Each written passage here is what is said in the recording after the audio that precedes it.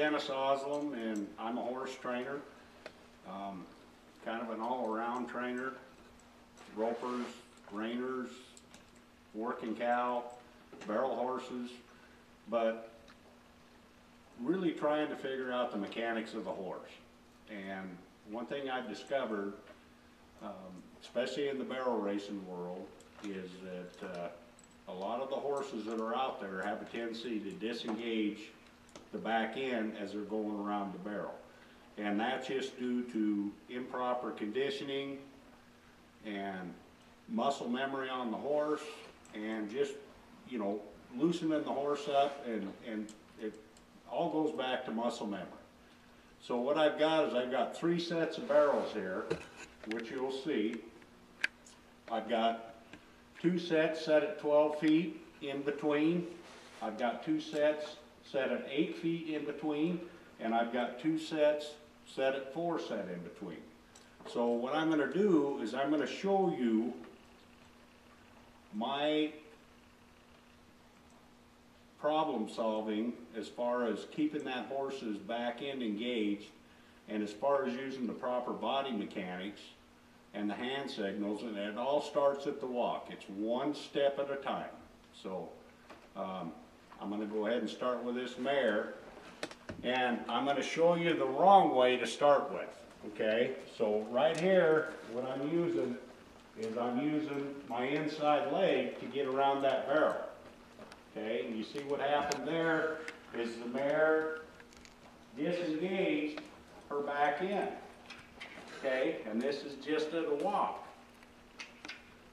Okay, so what I want to do is I want to teach her to stay off the barrel, stay on the pocket, and listen to my leg. So as I'm coming into a barrel, I'm going to keep the back end engaged with my outside leg, and I'm going to keep this mare off the barrel with my inside leg. Okay?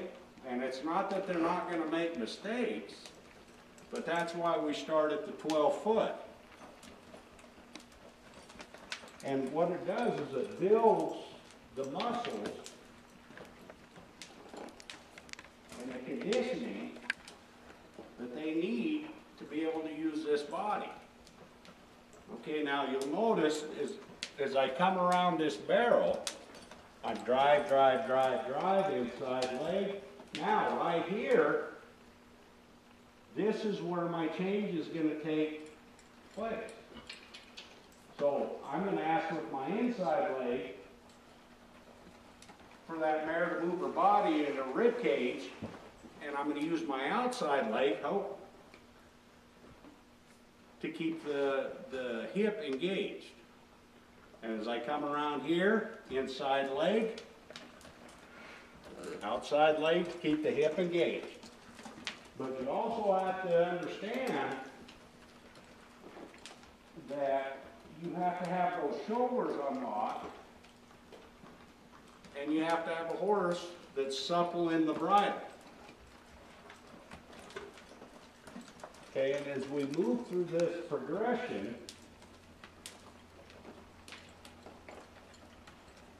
we want this girl to listen as we ride up to the barrel, we sit and we drive.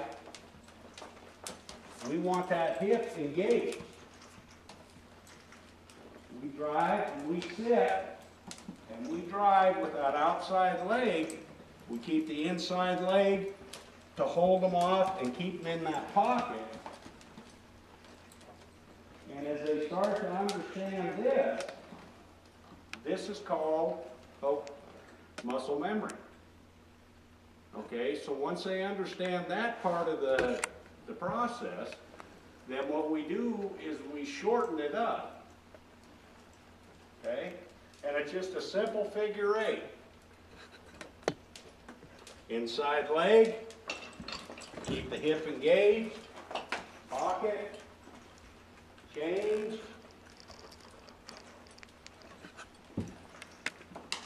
It's no different than an Olympic skier or anybody else. Everything becomes muscle memory, not only for the horse, but for the individual. And it's just good horsemanship. And you'll notice that my change comes right here. Okay? My change does not come here. Because what that does is that takes all the momentum away from the horse. Okay? Oh. So now what I do as I go through this process is I shorten the pattern up, and again we're just going to walk, but the change does not change, and the hip does not engage. You keep the hip engaged with that outside leg. You keep them off the barrel with the inside leg.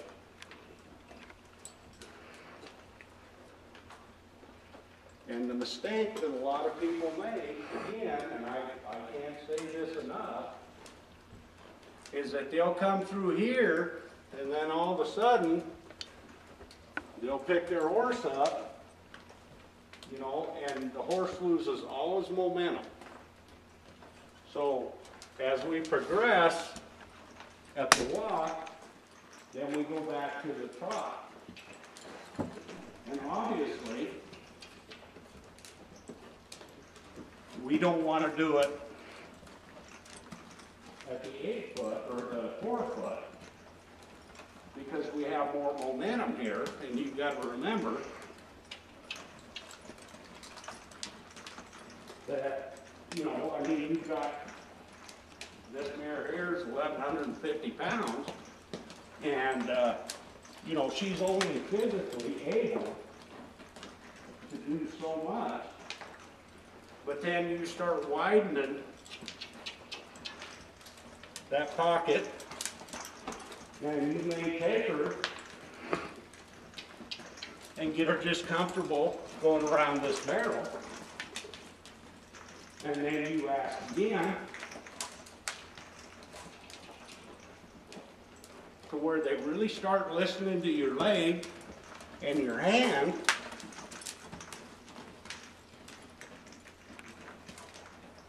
And that's what you want, is you want a horse that will listen to you, but you also want to have the ability to keep the forward in that horse and do what you need to do. But it takes muscle memory on your part and the horse's part. And it may take a little bigger pocket.